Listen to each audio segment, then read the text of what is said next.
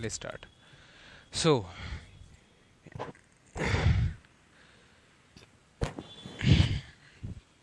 student, you ask us to change. What do we change into? Krishnamurti. You ask us to change, but what do we change into? You cannot change yourself into monkey. Probably you would like to, but you cannot. Now, when you say, I want to change into something, listen to this very carefully. If you say to yourself that I must change myself into something, is a pattern which you have created, haven't you?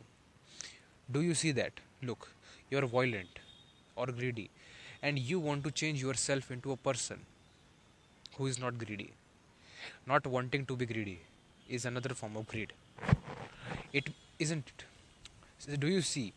If you say I'm greedy, I will find out what it means. Why I'm greedy. What is involved in it. Then when you understand greed, you will be free of greed. Do you understand what I'm talking about? Now this lesson is very, very sensitive because it has a lot of topics to cover on, and since there is a lot of discussion, I think this topic is very spiritual. This is a very spiritual topic, and now we will move to next. So let me explain why. I am greedy and I struggle, fight, and make tremendous effort not to be greedy. I have already an idea, a picture, an image, what it means not to be greedy. Right? So, what it means not to be greedy. So, I am conforming an ideal which I think is not greed. You understand? Whereas, if I look at my greed, if I understand why I am greedy, the nature of my greed, and the structure of my greed, then when I begin to understand all that, I am free of greed. Therefore, the freedom of greed is something entirely different from trying to become non-greedy.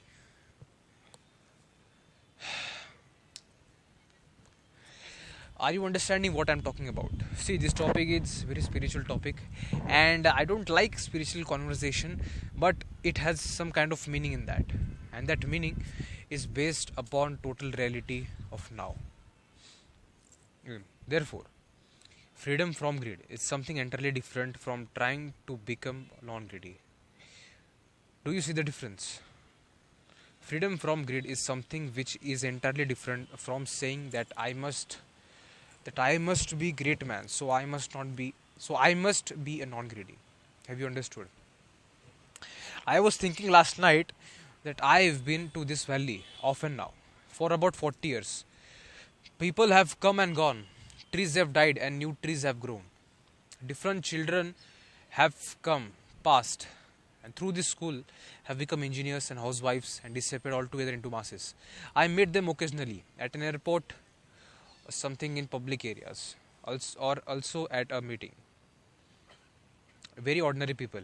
And if you are not very careful, you are also going to end up that way. Now in this paragraph, he is talking about masses. What does the mass